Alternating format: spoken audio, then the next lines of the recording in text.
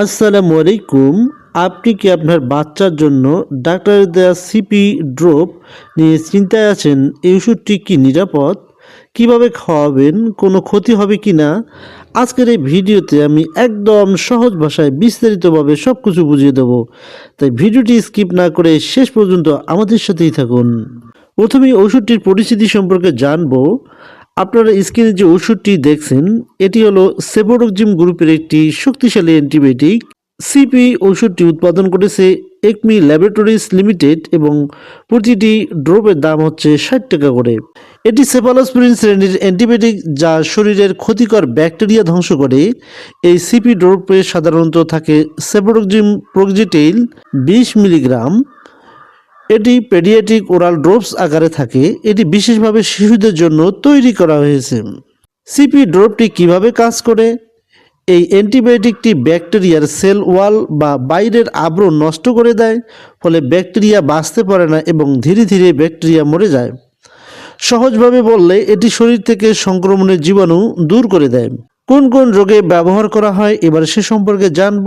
ডাক্তাররা সাধারণত এই ওষুধটি যে সকল সমস্যায় দিয়ে থাকেন তার মধ্যে অন্যতম হলো গলা ও টনসিল ইনফেকশন হলে, এছাড়াও কানের ইনফেকশন হলে, এছাড়াও সাইনাস ইনফেকশন সারাতে এবং ব্রঙ্কাইটিস ও নিউমোনিয়াতে আক্রান্ত হলে, এছাড়াও মূত্রনালীর ইনফেকশন যাকে ইউটিআই বলে থাকে, এছাড়াও ত্বকের কিছু ব্যাকটেরিয়াল ইনফেকশন সারাতে ডাক্তাররা এই ড্রপটি দিয়ে থাকেন।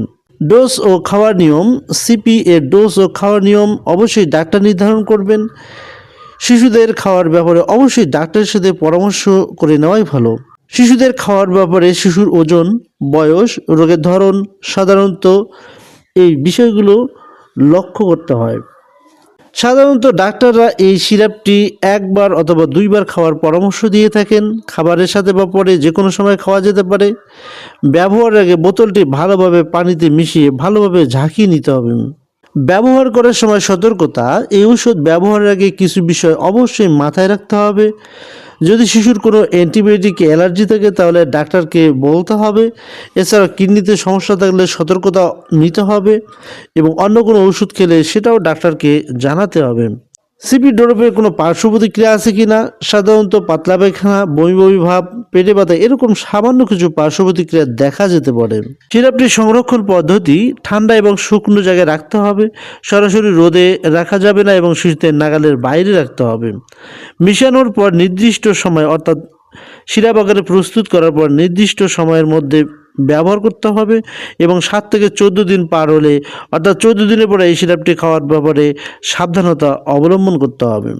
সম্মানিত ভিউয়ার্স, সিপি পেডিয়াট্রিক ড্রপ একটি সেবোডোক্সিম গ্রুপের ঔষধ। এটি একটি কার্যকর অ্যান্টিবায়োটিক, কিন্তু সঠিকভাবে ব্যবহার করলে এটি নিরাপদ এবং উপকারী। সব সময় মনে রাখতে হবে ডাক্তারের পরামর্শই সবচেয়ে গুরুত্বপূর্ণ। ডাক্তারের পরামর্শ ছাড়া নিজে থেকে ডোজ নির্ধারণ এবং খাওয়া অথবা ডোজ পরিবর্তন করা কোনো কর্মী উচিত হবে না। তো সম্মানিত অডিয়েন্স, ভিডিওটি যদি আপনার কোনো উপকারী আসে তাহলে অবশ্যই ভিডিওতে একটি লাইক দিন আর এমন স্বাস্থ্য বিষয়ক ভিডিও পেতে আমাদের চ্যানেলটিকে সাবস্ক্রাইব করে দিন।